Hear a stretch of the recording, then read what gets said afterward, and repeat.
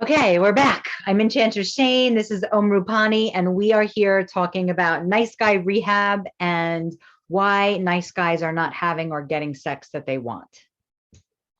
So we have already done 2 videos on this. We are making it a 3-parter. And the third part is this, that nice guys have a huge shadow.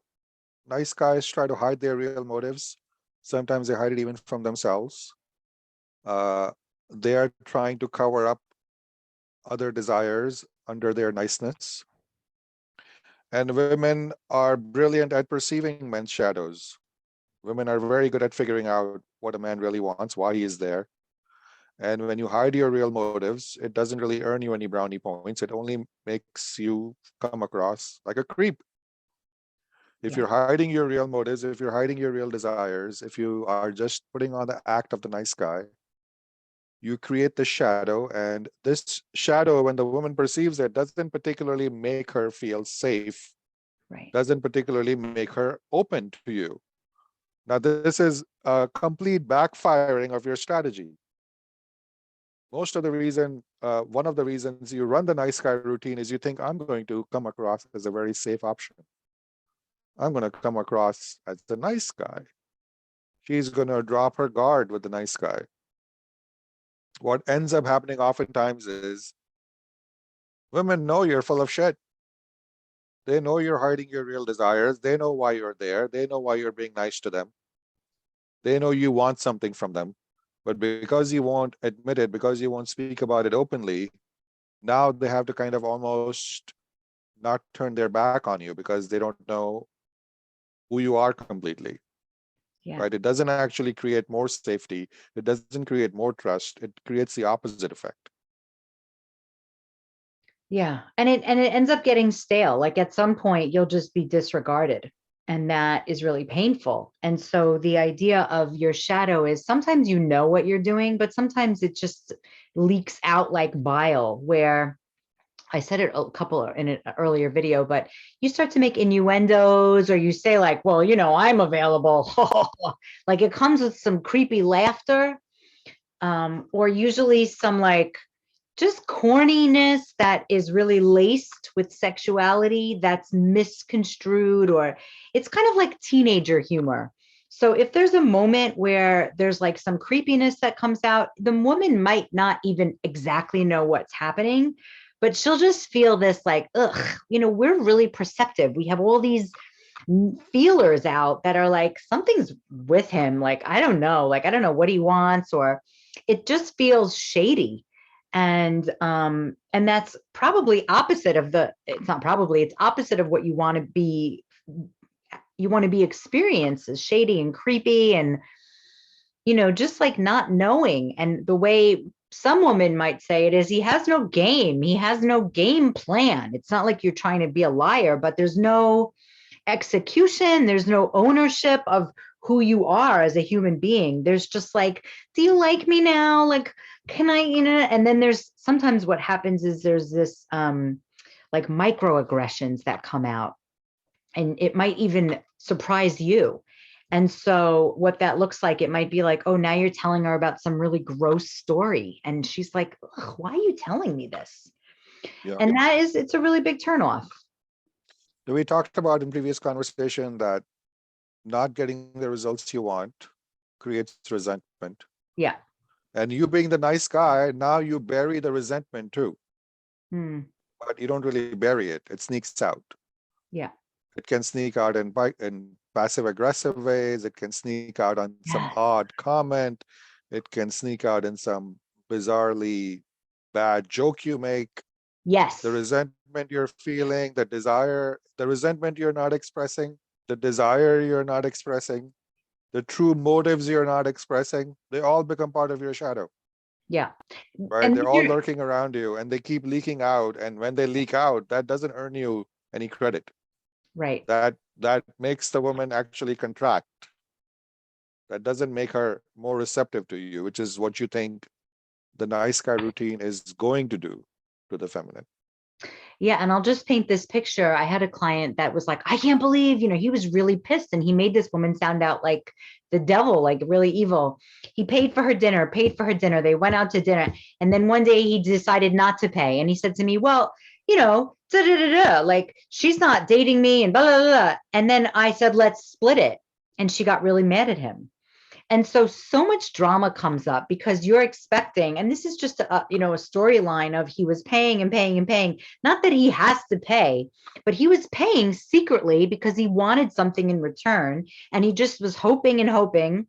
And then he ended up looking like a creep because right after she didn't want to split it with him, he's like, he exploded on her. And it's like, I give Right. you all these things, I give you all this time, I give you all this money. And now some people explode, some nice guys explode, and some implode. And then they go into their hole of like, you know what? I don't want to date anybody anyway. Women are assholes. I don't want to even have any friends. Like, I'm just going to do what I do. And you go into isolation. And Right. so these things like build up and build up. And whether you're exploding or imploding, you are having a human need that is not being met. And the only person in your way of that is you.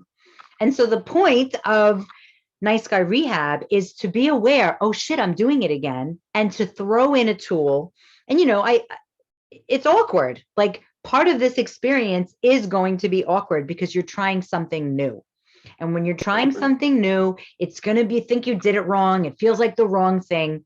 But our goal and I want to say guarantee is that you're going to get different results. As soon as you do something different, as soon as you raise your standards and change your patterns, you will get results. And so we're really fucking excited about that.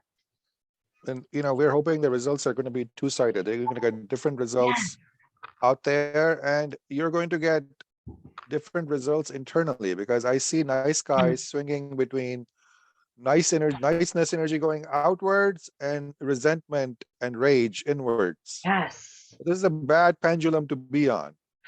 Yeah. Niceness doesn't work out, resentment and rage inside. And then what happens? Resentment and rage comes out once in a while. That doesn't earn you any extra points either. You're like on a really bad pendulum here. So yeah.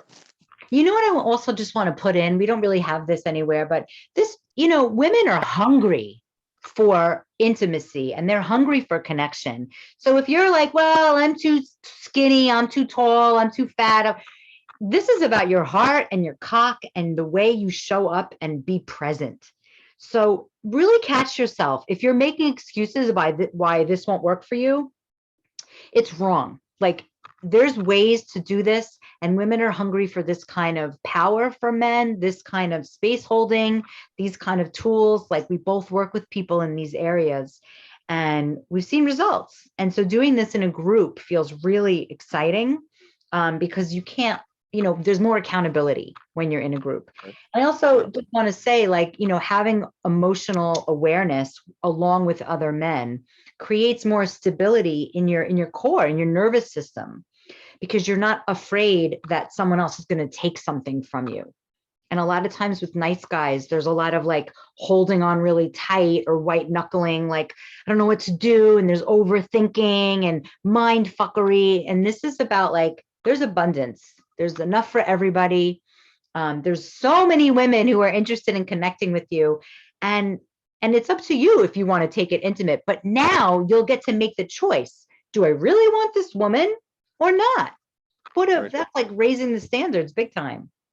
Yeah, I feel a lot of kind of a failure mindset in a nice guy, because quite frankly, nice guys are envious of other guys. Right. Nice guys are not getting the results they want. So every time they see around and they see a guy getting the results that they wish they had, there's a lot of envy, anger, and resentment, Right. which again, they are uncomfortable expressing, and again ends up in their shadow. Right. Right. So this is why, sorry to be this blunt, nice guys can often be creepy. Yeah. And creepy guys have a nice guy act. So this is really not working for a lot of you. Nice guys don't necessarily even come across as nice, because when you're carrying around this much shadow, people get the creeps around you because they know you're not real. That doesn't earn you any points. That doesn't earn you any trust. That doesn't cause anybody to open up to you. Right. And we see, we see it as women, we see it in your posture, we see it in the way you move your eyes. Like, I'm a behaviorist. I see everything, but women don't always know what they see, but they feel like this guy, something's up. If you want to be smacked on the ass and call me mommy, like if you can own that, you can still be nice and kind, but know your desire, know that shadow, and make it a part of who you are. There's so much. I mean, I know we're doing this in 3 parts, but there's so many different connectors, and I'm just Right. really excited. Yeah. But So we are focusing this particular conversation on the core point where nice yeah, guys don't get the sex they want. right. And partly it's your shadow that's repelling women away. And shadow is, And your nice guy routine is the one that is increasing your shadow, not decreasing it. It drives people away. It drives people to not trust you, not get close to you. Good. good.